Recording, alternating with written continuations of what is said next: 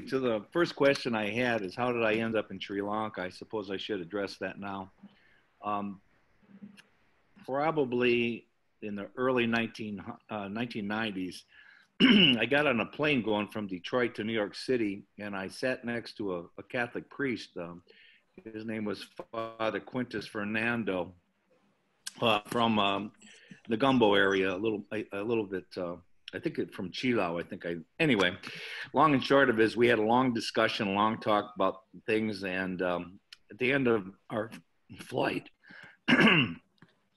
he said, "Well, why don't you do a story on my country?" And I didn't know, much of anything about Sri Lanka, so I did a little research, and then in my research of your country, I came across a picture of the Kandy Perehera, and in the caption of the photograph, it said it took place for 10 consecutive nights. And basically, I thought it would be an interesting place to go and spend time rather than touring the country. So,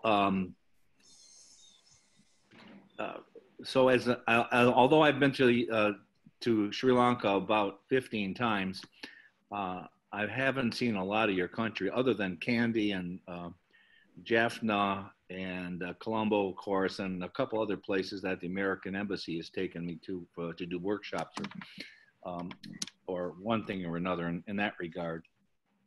But anyway, that's how I ended up in Sri Lanka. And what I'm going to show you here, now let me just tell you one thing about my career too. In about 4 years, I will have been a photographer for 50 years. And I've been self-employed for about 35. So I was a medical photographer for a long time. I've taught a lot. I basically, for a living, do event photography, portraits, and construction or interiors of architectural interiors. So that's kind of been my base for my work as a professional. But at the same time, I've always done personal projects, personal work. Up to this date, I published like 3 different books, maybe 4 different books. I'm working on a couple more.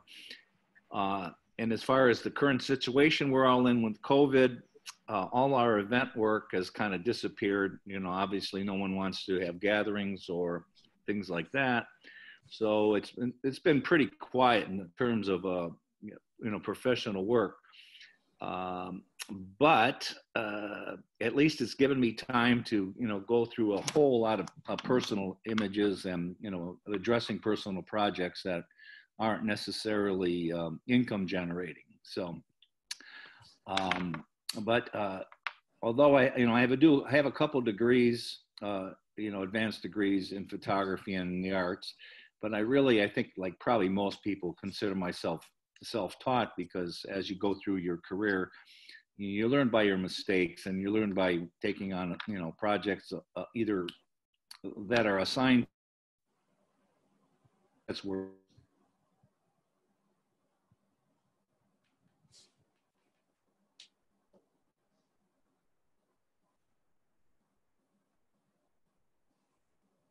my Sri Lanka work, and not so much the Kandy Perehera, because I think you're all kind of pretty much familiar with that. I got a message that says my connection is unstable. Is everybody still hearing me? Michael, if you can repeat, I think you explained the topic a bit. We lost you there. If you can just rewind back about 2 minutes, 1 minute, 1.5. And... Okay, the presentation itself will kind of illustrate how I, what I've learned, my background a little bit in terms of my photographic style. And I try to give people an indication of how to improve your work, what to look for inspiration, because that's always the thing. What do I photograph, and I'll show you how I've come to be inspired by other photographers. That's pretty much a summation. And then the Kandy Sri Lanka work, I will kind of address that shortly. Okay, so I'm going to pace through this. So today, we're inundated with photographs, and it's a very difficult time. When I was, in my youth and my, early stages of photography, there were very much more limited outlets. So we could very easily, study the work of photographers in magazines, and it wasn't, it was a lot more singular in nature. Right now, there's a million photographs online at all time, and a lot of bad photographs, I guess you would say, or a lot of like grab shots. And it's really hard to find, the work of photographers that are doing serious work unless you really go look for them. In my day, or in my early years, the magazines and the newspapers were able to afford in-depth study of stories and send photographers out for long periods of time. And like the National Geographic had a staff of 50 or 60 photographers, and now basically they have a few, but most of everybody they hire are freelance photographers. So anyway, that said, you always ask yourself, what should I photograph? And, and I always say, well, what do you want to show the world? So as it came out for me, I've always been a lover of photography books, and I've always used those as inspiration, and, been able to study photographers in their career. I think photographers do a real disservice if they don't investigate the history of photography, and then pick a photographer that you like, and really go into and study their work in depth. Henry Cartier-Bresson said, photography doesn't take any brains, it takes sensitivity, a finger, and two legs. And the two legs is probably optional, but sensitivity and a finger is probably a key. So these are just some of the books that I'll kind of show you little clips of that, and photographers that have been important to me. And later on, you'll see how their work influenced my work, not necessarily directly, but you'll see how it inspires me and what happened to my work. This first book was called The Snapshot, and it was really kind of the quick grab shot. And there were photographs like this Joel Meyerowitz's photograph, and this Gary Winograd, American photographer, streets in New York, and Emmett Gowan, whose work I'll show you and more. And then a more in-depth study. This Bruce Davidson did a story of East 100th Street in New York City, and he spent a long period of time on this one street in New York, and going into the apartments, and shooting families and shooting background stories. And it's quite a famous book, East 100th Street.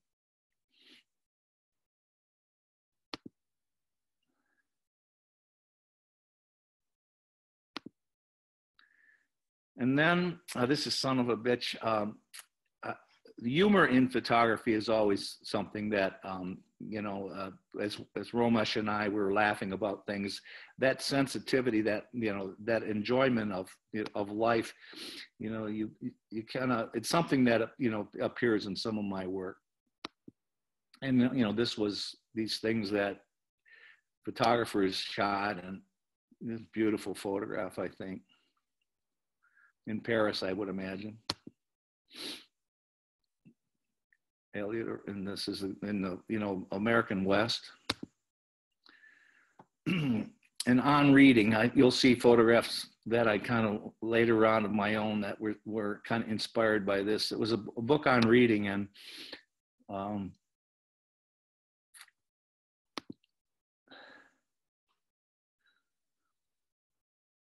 Andre Cortege.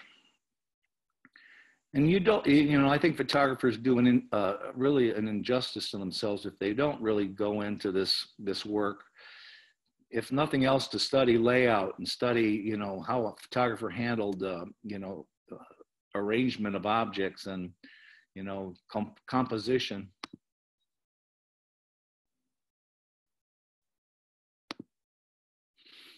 And of course, this book, Women Are Beautiful, is something, you know, something obviously that men are attracted to. It was somewhat controversial because he was accused of being a sexist in this book.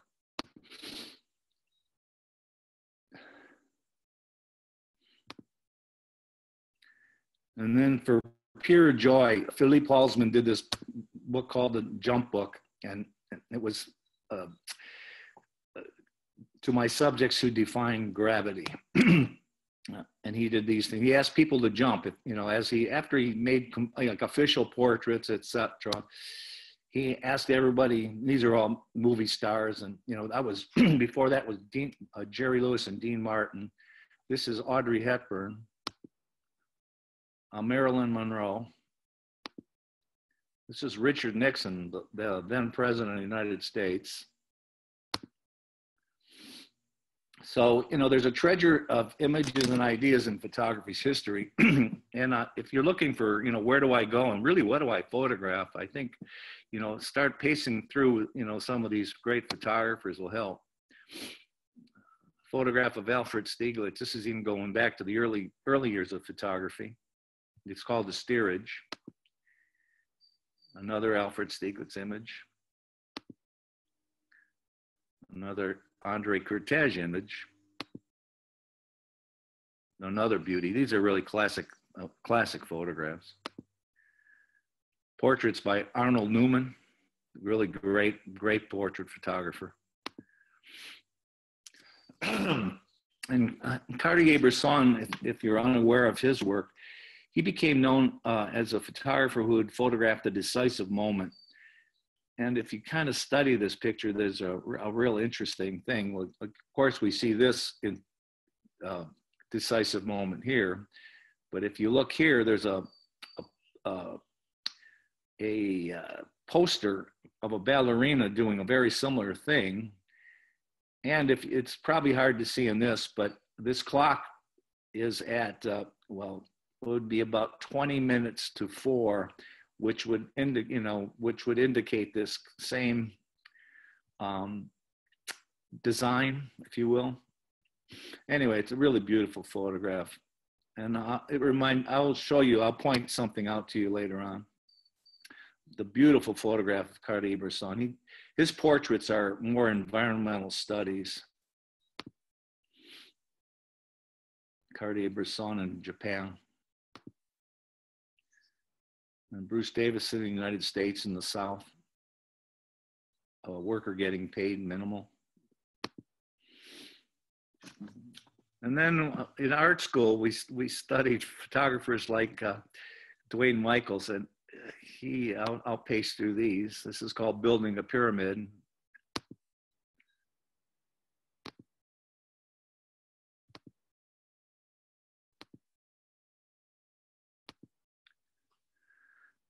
And Edward Weston, famous photographer that worked in the American West.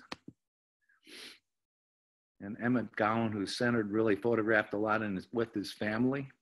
And I think that's something that we overlook a lot. This is his wife, Emmett Gowan's wife, in her bedroom. And if you don't know this photograph, this is a photograph of Eugene Smith.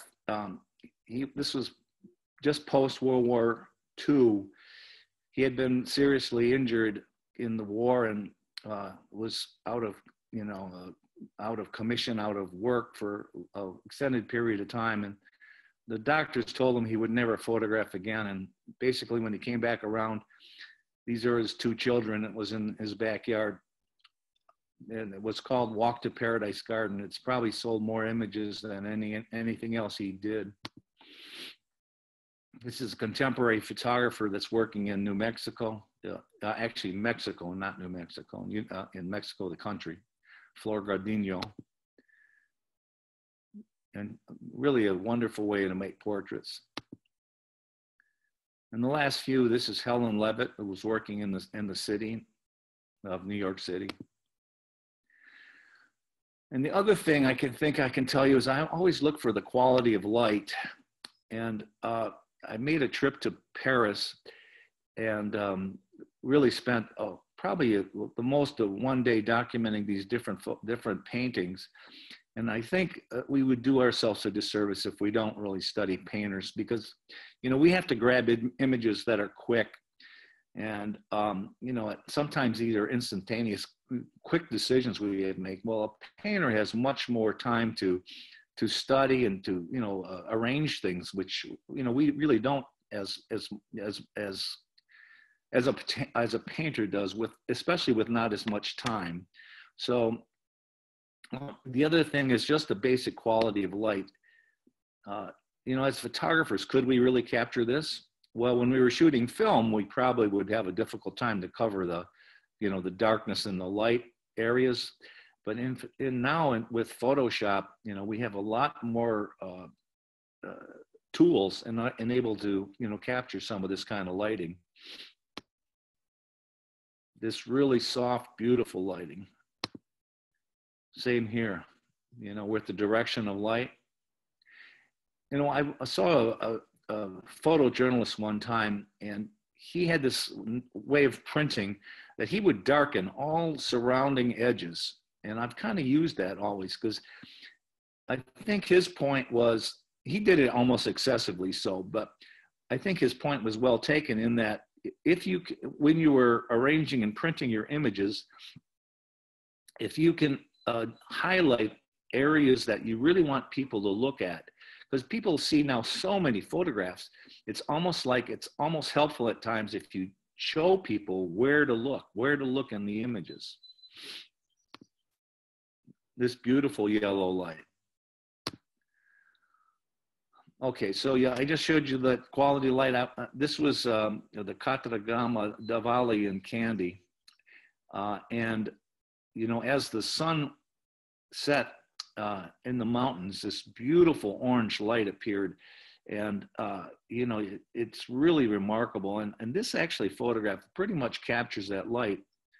I was walking with in a similar photograph. Okay, and there's, of course, we know sunsets, right? And something that's almost a cliche in photography, that shooting sunsets, but this was in Colombo, and I always love these freighters on the horizon. And this was shot in the gumbo at a you know, this is a hotel, Silver Sands Hotel in the gumbo, at their balcony up front. I don't know who the guy was, but it was a beautiful sunset. And then, of course, this is Kandy with this really beautiful yellow light. But anyway, I was about to tell you, I was walking with a veterinarian, elephant vet in Kandy one day, and this kind of light happened, this beautiful orange pink light. And in the middle of all this, I stopped him. I said, Dr. Dango, look at this light. And he thought I was nuts. So, what do you mean? What do you mean? This is a Joseph Zudek photograph. And this kind of beautiful light. Another one with a soft kind of focus.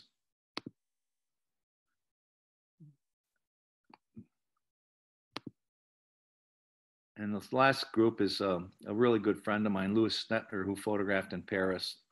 Street guy, you know, shooting the streets a lot. New City. Lou Stetner worked for, you know, almost till in his late 90s.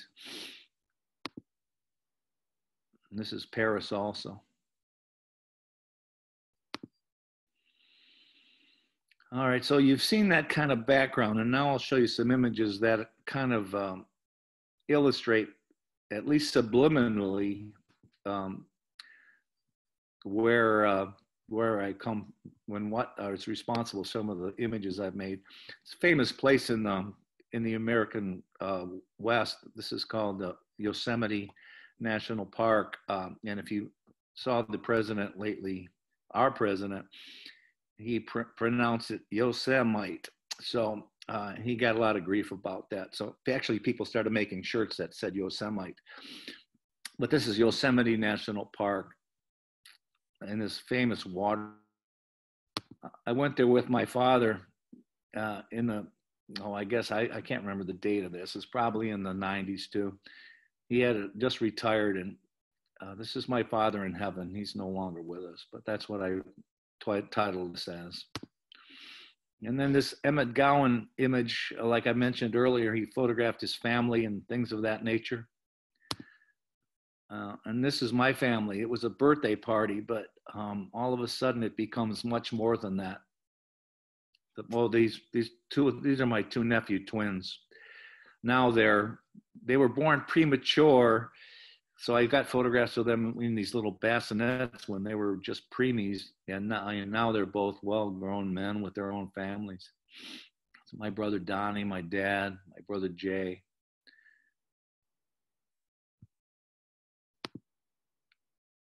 On this Philippe Halsman image, and this is on the streets of Kandy. I just stuck my camera outside of the tuk-tuk, and this family did their thing for me, I guess. It's a beautifully happy photograph. This one, I was driving in a car somewhere in Maine in the United States, and just stuck my camera out the window photographing this family. And as I passed, this is what happens. And I don't know what this boy was grabbing here, but.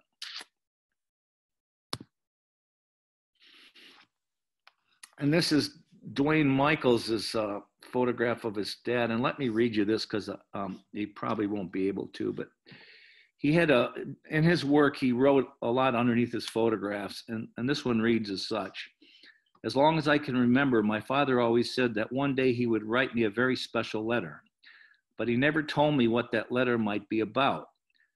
I used to try to guess what intimacy the two of us would at last share, what mystery, what family secret would be revealed. I know what I'd hoped to read in the letter. I wanted him to tell me where he had hidden his affection.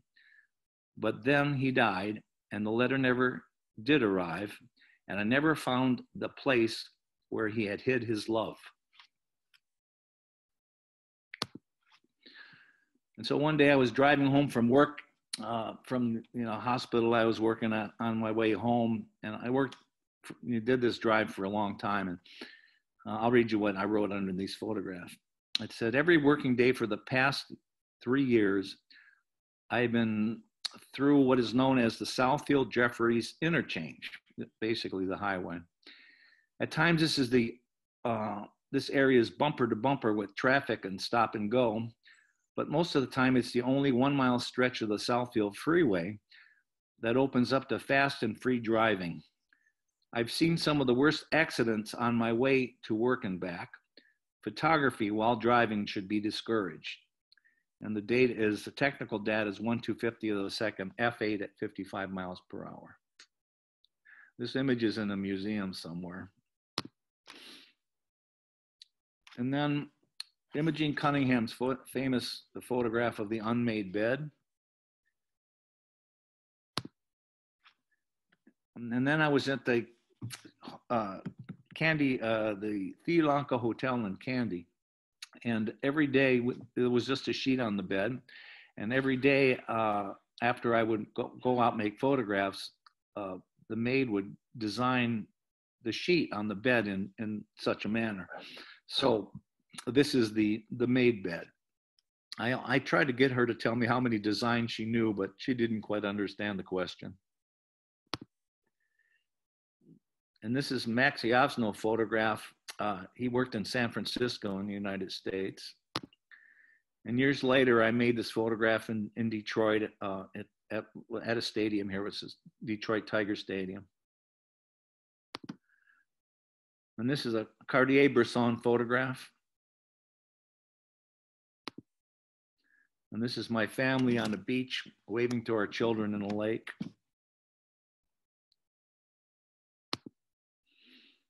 And again, Andre Cortez's photograph on reading. This is one of the photographs I made in New York City and at the public library. There was 3 photographers that had balding heads. Well, actually 1 photographer and 1 reader and 1 artist. And I was the 3rd balding head, by the way. This was a ticket taker, and I always loved the fact that they have the same facial features. And of course, on reading in Sri Lanka. in the early morning. It's really great stuff. And this spontaneous instant photograph of Cartier's song, which I showed you earlier. And this very wonderful photographs I made in Sri Lanka. I always ask people how many elephants are in the photograph. And of course, they always see one, but there are a number of people that manage to see the other one. And since I can't talk to you directly, I'll show you where the other one is. It's up here in the sky. And when I photographed this, the elephant didn't naturally raise his trunk. There was 3 mahouts in this little shed area here. And when I walked up to them, they asked me for money. And of course, walking around as a photographer, you can't keep on giving money away. So anyway, one mahout said something to the other mahout, and the other mahout said, give this command to this elephant, and the elephant raised his trunk. And so I made the photograph, and they all kind of laughed. So I don't know what joke was being shared amongst them, but I have an idea. So anyway, when I got back to the United States, I was working on the image because I knew it was pretty special, even in the camera. And I went into Photoshop and did shadow highlights, that slider. And when I did, this appeared. And I always think this is a gift from Lord Buddha, which is the Maligava here. This famous, I guess you probably know this image. It's really one of the great pieces of art that's ever been produced. This is the Pietà by Michelangelo, and Eugene Smith years later did this series of photographs in Minamata in Japan, and this is one of his most famous images. Minamata, I can tell you briefly, was a fishing village, and a local industry had been pouring mercury into the water. It poisoned the fish that this small village of fishermen were fishing, and it ended up causing deformities in all the children. It was a big story and an important journalistic photographic essay. So years later, I photographed this lady, not trying to emulate the photographs that you just saw, but it was an obvious thing when she was a doll maker, and I asked her to hold her doll like this, and it just seemed a natural thing to do. And of course, now I know where that came from.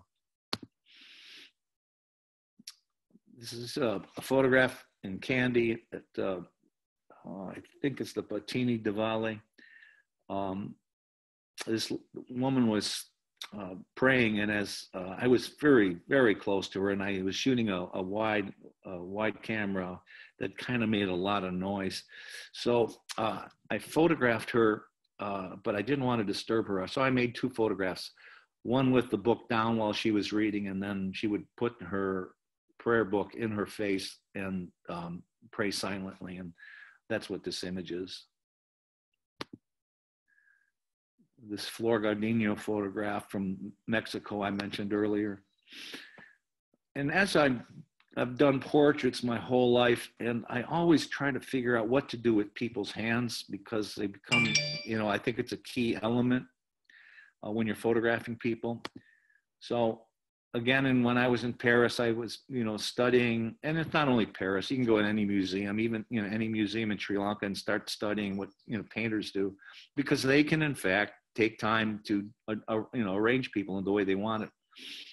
Anyway, so, I looked at all the paintings and just saw, try to at least recall how the painter would use, placement of hands. And so these are all illustrations of that kind of idea. Very beautiful, elegant way. She was holding her hands here in a different way. So my mother died in 1981, and I had never photographed her in a very direct way. I've never made a formal portrait of her. So after she died, I really vowed that I would continue to make portraits of the people in my life. And I have since all these years. And so I'll give you a few of the portraits I've made. This is my father. This is my Aunt Diane, the day we buried my mother. And as I was making this photograph, I was looking through a Hasselblad camera. And as I was making this photograph, my Aunt Diane's face morphed into my mother's. And it was really one of the most astonishing things that's ever happened to me. I backed away from the eyepiece, and I was just kind of moved. So I don't know. I think my mom's spirit was still with us. This is my grandfather, who was, the same kind of year, 1991, 81, I should say. He had been sick for a long time, but this is very, very angelic, very heavenly, I think. This is my wife, Jean, with either my son or my daughter, but it turned out to be my son. This is, you actually can kind of see the form, which is kind of odd that it has such a baby-like form. A friend of mine in New York City, Mel Edelglass, with his cat. It held this lighting pretty well, I think. A friend of mine in Detroit, Susan Grant. This was a hand-colored image. This is my assistant. It's been with me for almost 14 years now. It's Trista Weddle. And every year of my children's lives, I photograph them. And I haven't missed yet. So I'll show you. This is my daughter, Frances, from age 1 to age 6.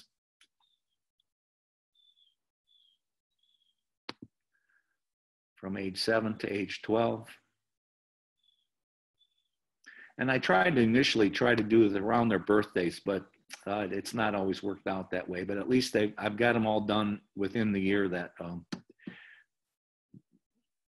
so in other words, I've got them every year, especially as they grew up and went off to college, etc. And I've kind of, initially I was always in black and white, but at times the color was just too much to avoid. So, you can see my Sri Lankan influence. And, when she wore this red hat, it seemed, how could I go to black and white on that?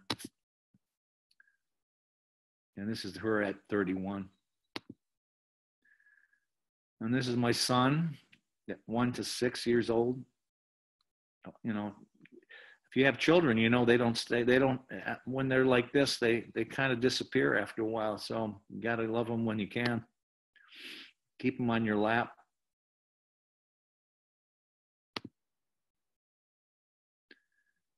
He was quite a musician. Recently, he taught himself how to play a concertina, if you know what that is. That's pretty remarkable stuff. This is him as an angel. This is our little dog here. These are the last two at 31 and 32.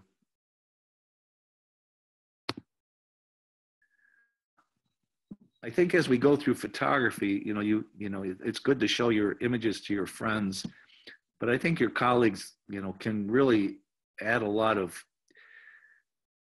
influence in your work.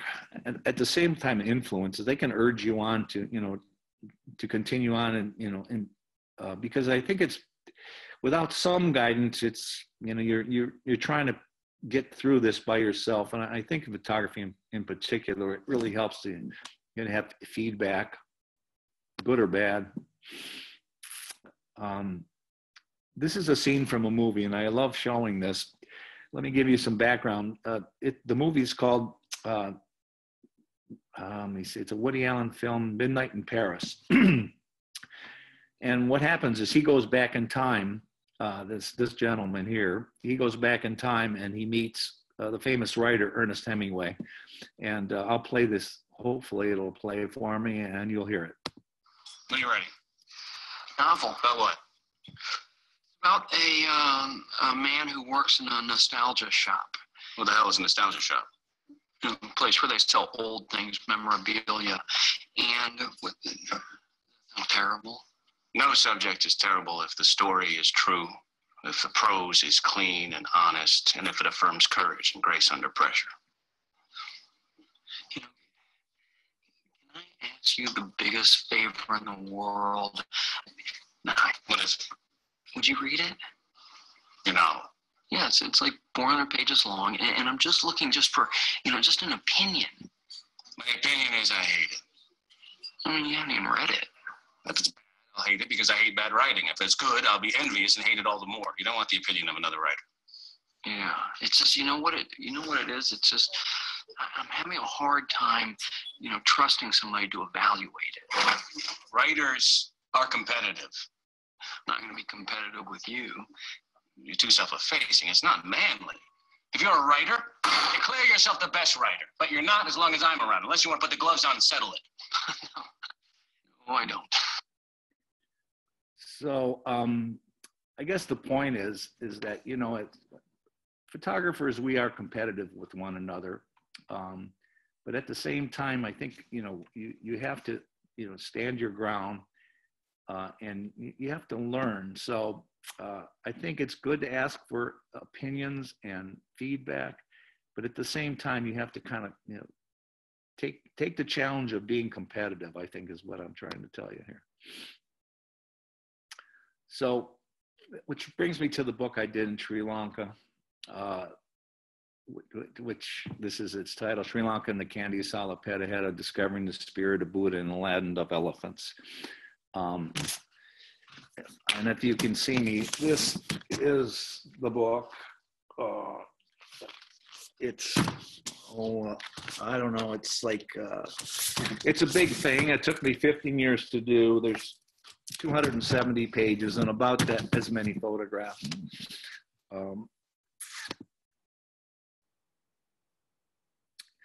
And so this was a process of discovery for myself. And, my thought was that I would show a Western audience what I've learned from your country, what I learned in your country, and especially about the Perehera. So I wrote it from, that with that vantage point. And of course, since I knew nothing about, Sri Lanka, I knew nothing about Buddha, I knew nothing about Hindu influences. It was something that I had to learn, and really that's why it took so long for me to do it. I started in 1995 and didn't finish the book until 2012. It took a lot of photographs, a lot of editing, and a lot of basic research. Of course, this is Father Quintus, who I met on the plane. And I spent a lot of time here at the Silver Sands Beach Hotel. And it all is, influenced by something new, the gumbo photographs. I spent a lot of time in the gumbo as places of, my first interaction.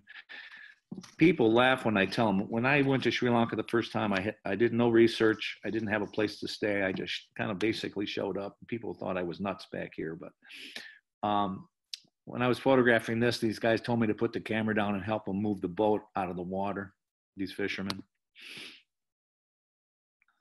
These things might be, kind of things that you might notice, but as somebody, as a tourist or somebody new to Sri Lanka, this is, really amazing work, amazing things to see.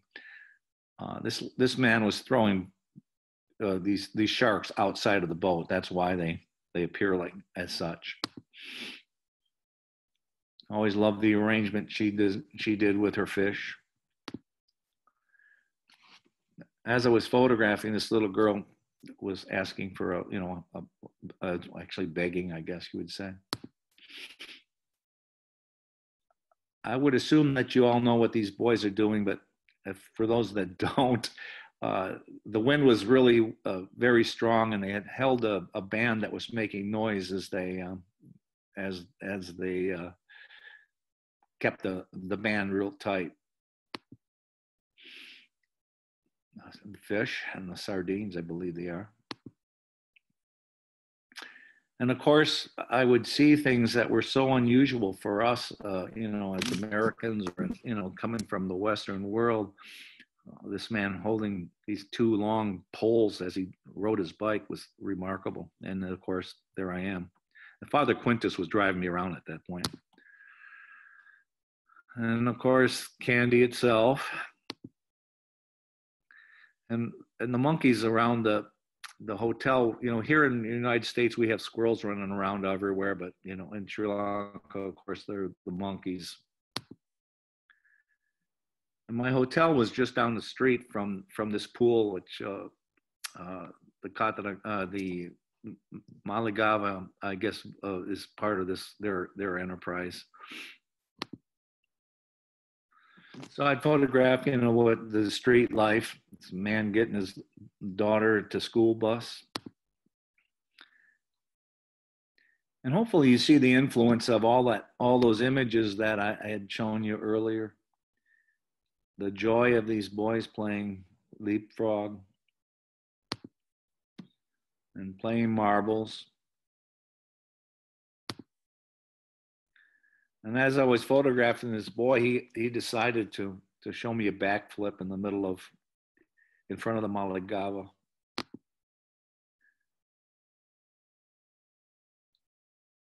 These men sitting on the wall at Kandy Lake. And of course, as I showed you the portraits I've done, I also made a series of portraits when I was, there in Sri Lanka over the years. This man was really a very well-educated man. He read books most of the year. He was a street person, basically, but he would clean up the area in front of the temple area. And this man, I guess, I don't know if he's still around, but we became friends over the years. This is the young girl I photographed in 1995, and then years later, she was still a street girl, but this is with her baby, 10 years later. And really the wonderful kind of things like this. When I went to Sri Lanka one time, I saw or went to Kandy, I saw a carnival, and I said, oh, there's got to be something really great in this carnival to photograph. So when I went, I realized that this Ferris wheel did not have a motor, and the way it was spun around was by the weight of the men who took care of it. I mean, when I show this to Americans, they just really love this image, the series of images in 1996. And since this place in security was always a big portion of, or big part of the scene at the Kandy Perehera, I couldn't help but photograph the security personnel too. I always loved this guy with the computer screen being searched, and this policeman directing dogs. This wonderful photograph. Traffic cop with elephants. Police buying lottery tickets, or what do you don't call them lotto tickets, what are they, sweepstakes tickets. And of course, during that long extended period of the Kandy Perehera, the policemen would, find refuge and places to sleep. I showed this to some of the policemen at one point in time, and they were trying to identify the people with their badge numbers. This is at the end of the Perehera, and all the policemen signing their timesheets.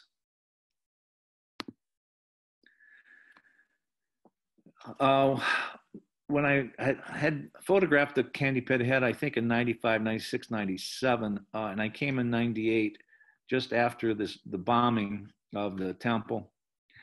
And it was such a disappointment. This is a 96, and you see these two pillars that were destroyed. So these are the elephant carvings in 96, which I'd photographed. This was the damage of the two pillars that were damaged in the bombing of '98, and this is in 2005. This is the restoration of those images. When I went in '98 and I saw this, really this reconstruction underway, it was really such a shame.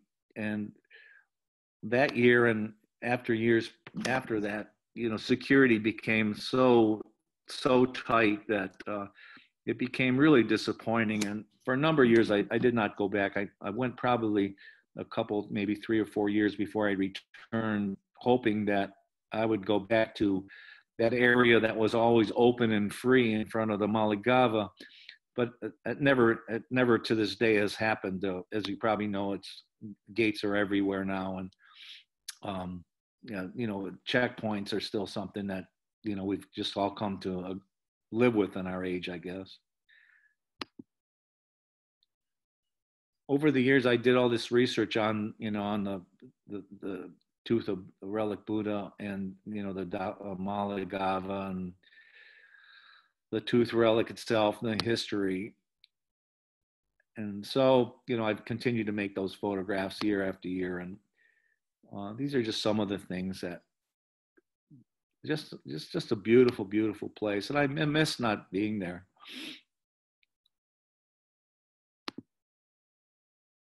Kataragama Diwali. And this special place, I'd photographed a lot in the Well Bodhaya, and did a whole series on waiting and gathering. Then when I was first there, people would sleep on the, in the open areas, and, unencumbered by the security measures.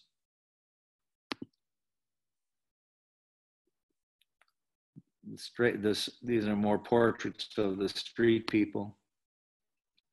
Postage stamp vendor, ice cream vendor, fortune teller, trinket and toy vendor. And you can see the joy that those images that I was inspired with, how it comes to be. Love this image. This image is interesting. I was telling my assistant one day that this is a photographer's picture, and she said, "Well, what do you mean by that?" And I said, "This one, it's mostly about the layering of visual images, visual parts, and you can see the foreground and and the background, and as it actually invites you to move into the image. It's not something that often happens."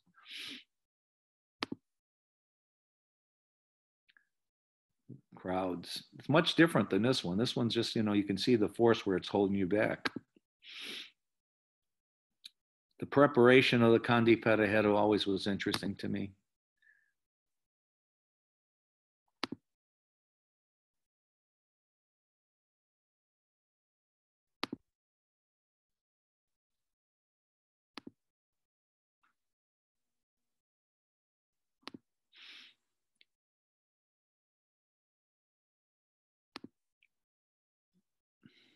The fact that, the Perehera is always a beautiful part of it. And of course, the elephants are, I know even for Sri Lankans, the elephants are, remarkable, and, it's hard to imagine life in Sri Lanka without them.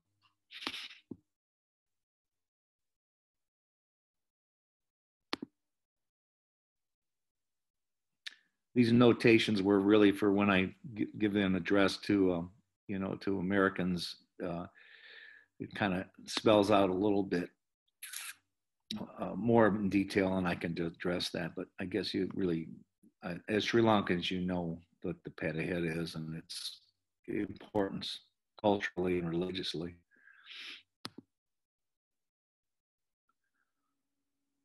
So over the years, I've made thousands of images, and producing the book was a really difficult process because we had to edit a number of times to get probably 20, 30,000 images down to, you know, the 200 or 300 that are in the book. These guys with the torches were really something, and you'll see a bunch of images in a sec. You know, the fact that the Perehera is done by, you know, by this coconut firelight, I guess it would you'd say, is really a challenge. I always love this. I know these are long exposures of these guys with the fire. I made so many of these, just looking for that special one. And slowing the shutter down to produce these images.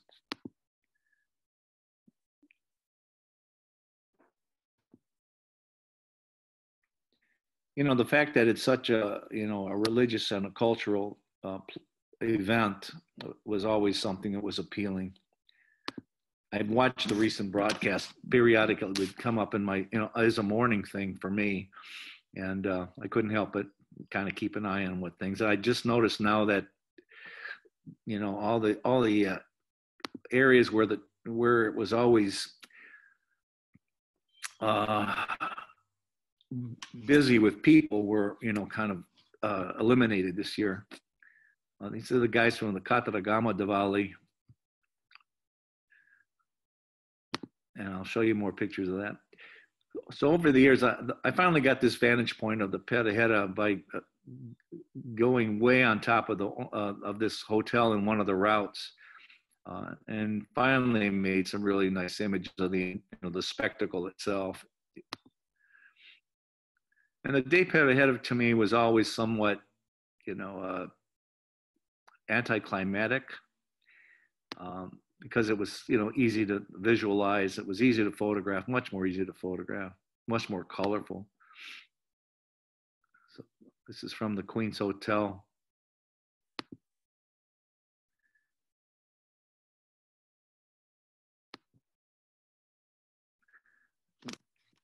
And I think come now is, you know, I noticed that it rained again for the day Perehera, and I think, as the legend is, I understand it, you know, it always tends to rain on the last day of the Perehera, and I guess this year it continued in that legend.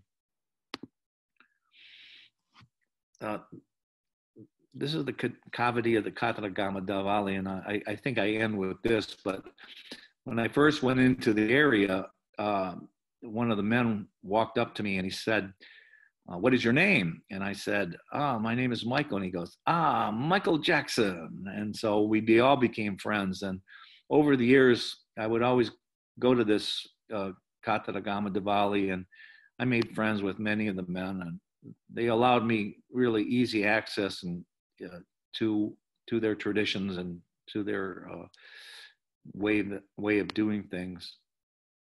So these photographs, they made a special allowance for me to do this. Actually, they urged me to photograph.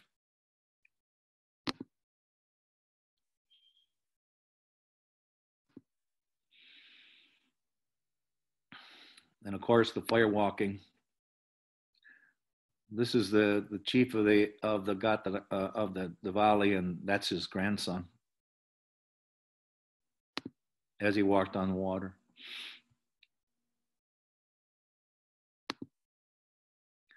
And one year when I went, I walked up to this. I was trying to figure out what they were doing, and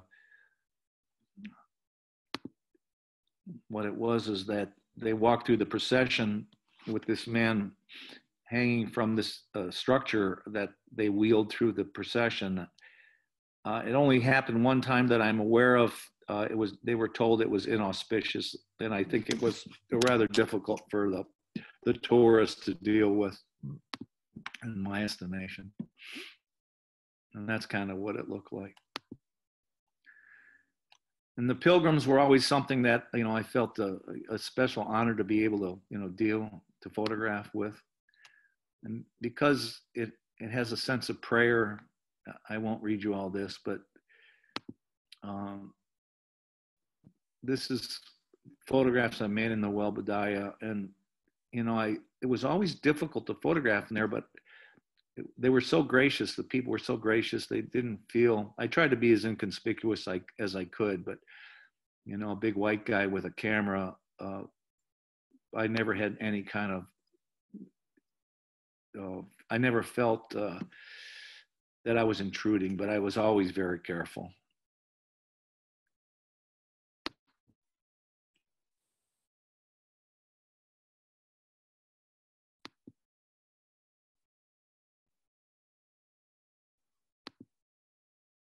And of course, that image again.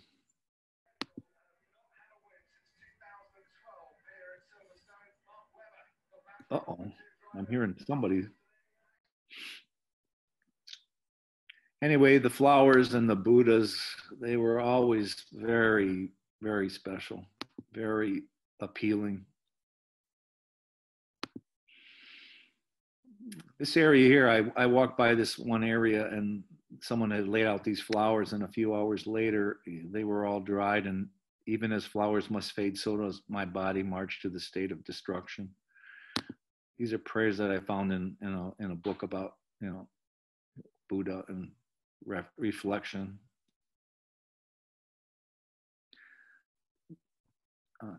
Special image.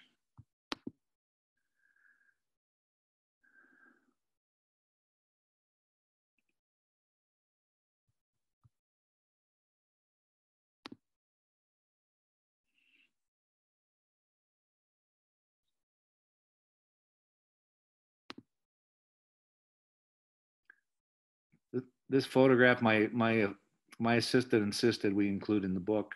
I thought it was, it wasn't one of my favorites. I thought it was kind of cliche, but she insisted, and I think she was right. It has a sense that it belongs.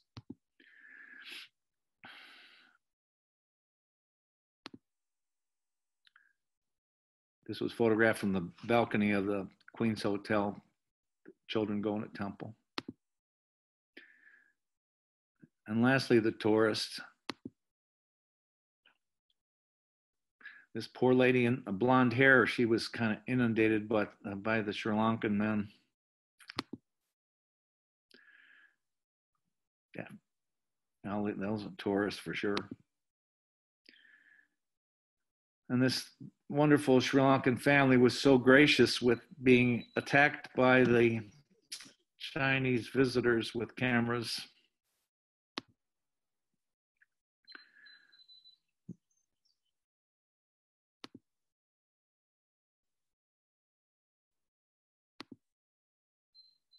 And I always wondered what this man was photographing, what kind of vantage point he had there.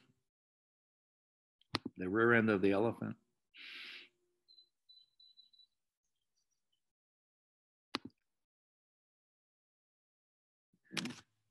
And of course, the elephants themselves, they were just so appealing, so enormous, so difficult to photograph, but at the same time, just such a remarkable thing to see. This is in the rain in Kandy.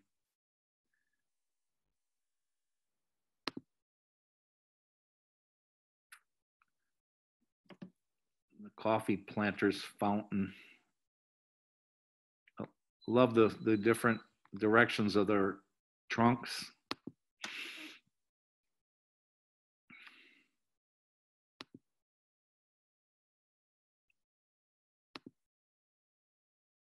Oops, sorry.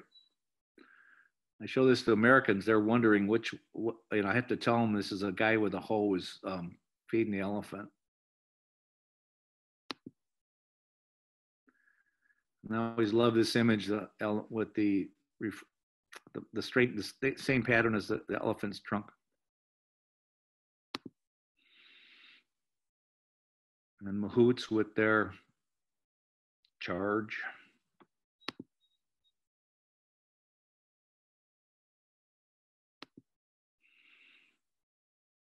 This mahout was sleeping, and one of the other mahouts told this elephant to grab the palm fronds, I guess they are. And so anyway, this elephant started pulling the fronds back, and this man woke up, and I made this picture, and it was number 36 on the roll of film.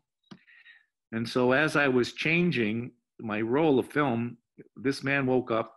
He grabbed his long stick and like kind of pretended he was going to go after the elephant. And the elephant charged back at him and threw him against the wall here. And of course, I'm standing there watching this whole thing, unable to photograph any of it because I was changing film.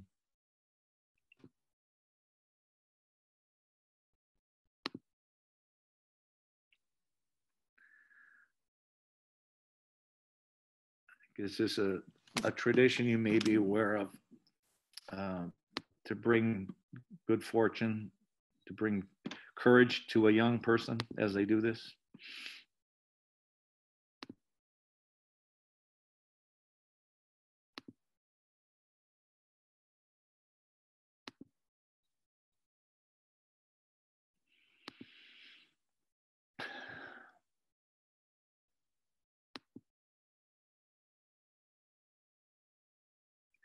Praying in front of the Maligava.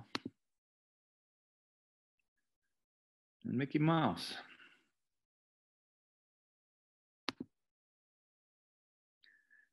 Periodically, as you're probably aware that, you know, there are times when elephants kind of decide they want to do their own thing, and this elephant had to be restrained.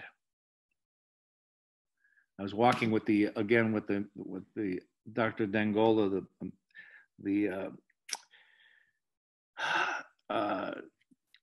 the elephant vet, and when this happened, he yelled out to the crowd. He said, "These are not dogs. They need to run." So he was urging them to be careful with this elephant.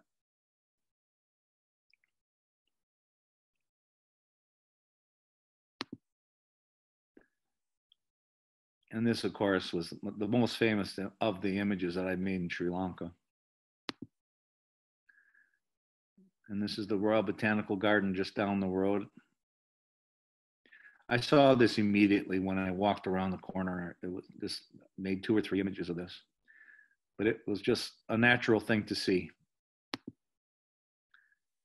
And I think this is that kind of orange light I mentioned earlier as it sets behind the mountains in Kandy.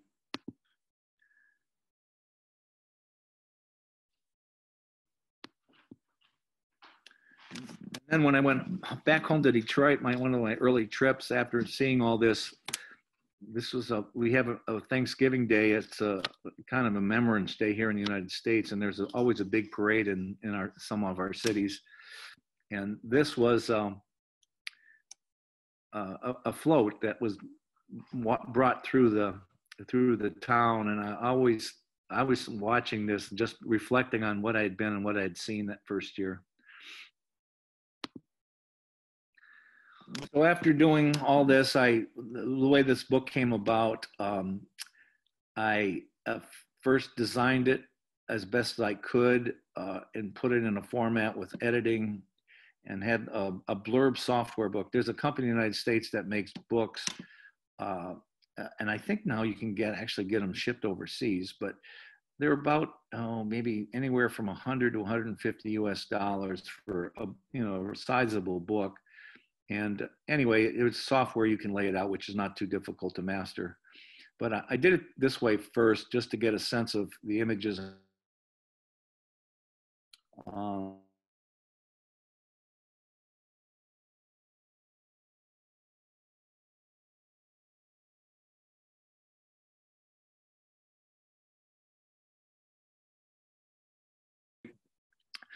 And it really is one of the landmark, one of the best things I've done in my life as a photographer.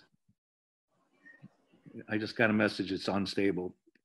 Am I back with you now, Romesh? Sorry, Michael, say that again. I just got a notice that it said it was unstable for a second. Is everybody still with me? Now you're back. Yeah, now you're back, yes. Okay, well, anyway, this is the final book. It was 12 years or so in production, or in a production, photograph and editing.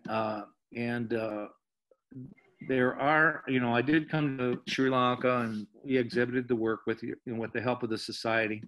And there were about 1,200 or so printed. I know there's still some left in Sri Lanka somewhere. I know some of the bookstores still have it. I personally, here in the United States, have about maybe 20, 30 copies left. But one of the real joys was to bring the book back. These are the men from the Kata da Gama. This is your new prime minister from when he was president, I guess, at that time, right? And I showed the book to the hotel staff, and it was always great fun to see them reviewing the photographs and looking at themselves in a lot of ways. And lastly, this is my contact information. New City Photo is my business name, Sarnacki.com, which is my personal website. And there is a website, SriLankaFestival.com. I think all three of these things need a little bit updating, but they're there, and you can always get a hold of me by my name, Micheal at Sarnacki.com.